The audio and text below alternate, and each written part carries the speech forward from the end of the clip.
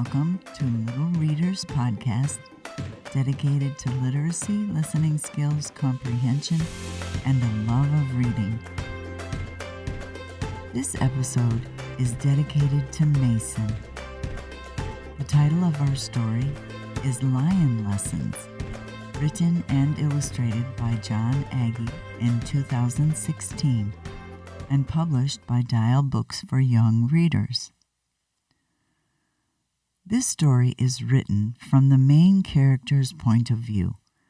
It's as if the main character is speaking directly to you. The main character is a little boy with no name, which means that it can be anyone. And the pictures do add a great deal of detail to the story, so I will include descriptions when they are necessary, since you are just listening. That is why I strongly recommend that you go to your public library to get this book, or wherever you purchase books, because the pictures are awesome. The story opens with a boy walking down a street in a small town. The signs on the storefronts tell what each business does. There are signs that announce violin lessons, piano lessons, knitting lessons, yoga and karate classes, and baking classes, just to name a few. Well, the boy walked into the doorway under a sign that said, Lion Lessons, 7 Easy Steps. Yes, he was going for his first lesson to get a lion diploma. The boy said, "You know, it's not easy getting your lion diploma. I know because I took lessons."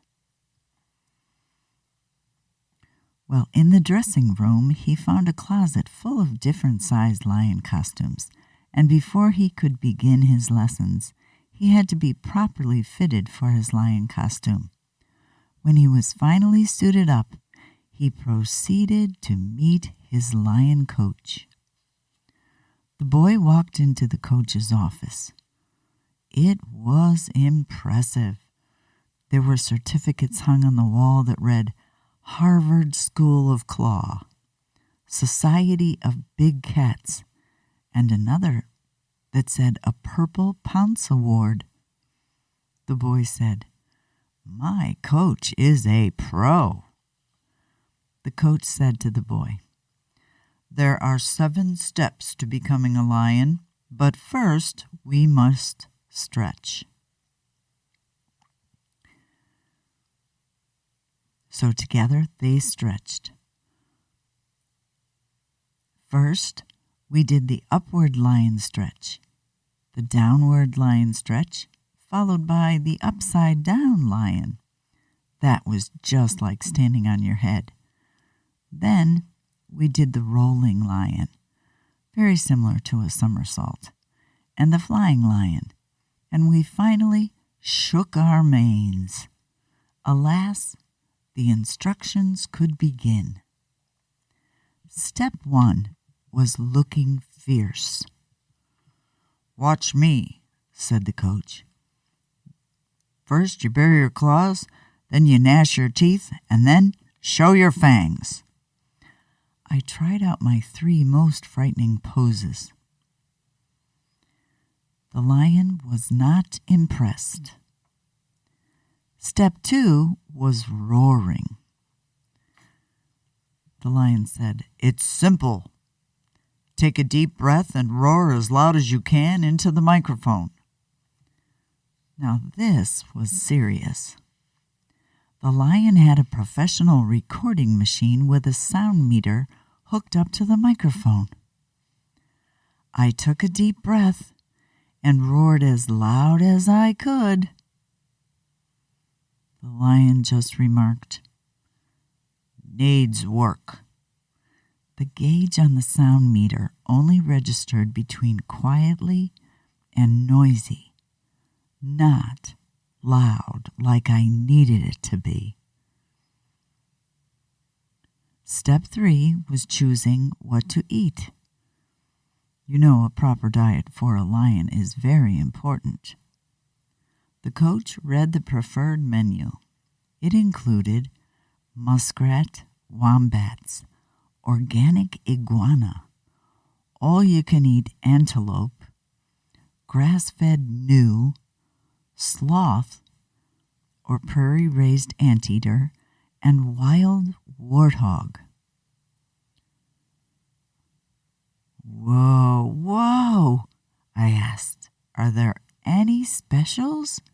You know, like spaghetti? Arrgh, the lion growled. Lions don't eat spaghetti. So we went on to step 4. Step 4 was prowling around. We crept through the woods, trying to be invisible. We hid in the bushes. The coach exclaimed, I can see your tail. We hid behind trees. Your tail, I can still see it, said the coach. We moved on to step 5, which was sprinting. The coach said, Do you see that tree? I looked around. Do you mean the little one here? No, said the coach. The big one on that faraway hill. I'll meet you there in 5 minutes. Well, it was about a mile away. Anyway, it took me an hour. When I got there, the coach just said, You need to hit the gym. The 6th step was pouncing. It's simple, said the coach. You get a running start and then you jump on that lady. But I'll scare her to death. That's the idea, said the lion. So I got a running start and I pounced. Well, the lady must have heard me coming, because she turned around and caught me in her arms. She said, What a cute little kitty cat. Are you lost? I just said, Meow, and jumped out of her arms. The lion checked my scores. He said, This is not very promising. And I frowned, but went on to the next step. Step 7 was looking out for your friends. The coach and I looked through binoculars, scanning for friends and foes. Foes is just another word for enemies. Right away, I spotted a kitten. The lion asked me, Friend or foe? That's easy, I said. Friend. The lion coach asked, Well, what about that dog? I let out a ferocious roar, surprising my coach. I bared my claws, gnashed my teeth, pawed the ground, shook my mane, and then I sprinted across the field as fast as I could and pounced on that dog, exactly like a lion. Bravo, bravo, said the lion coach. And that is how I got my diploma. I'm very proud of it, but now the neighborhood cats won't leave me alone. The end. Now, boys and girls, what can we learn from this story? Yes, it is a little strange to think of actually taking lion lessons, but the author really wants us to focus on following through after we make decisions to do something.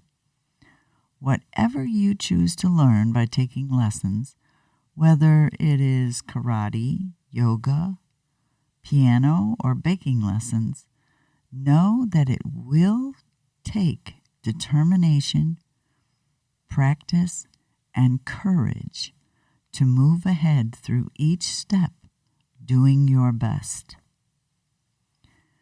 Did you notice that the boy did not get discouraged as he attempted each step?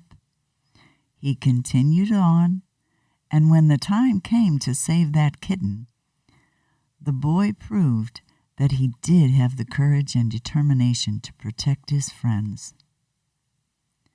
Perhaps that's why the author chose a lion for this story, because, as you know, lions are known for their courage. They aren't afraid of anything. Well, I hope you enjoyed Lion Lessons by Jon Agee today. Remember, you can get this book at your local library or wherever you buy books.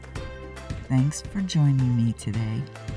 This is Miss Joan, signing off until next time. Have a great day with many friends.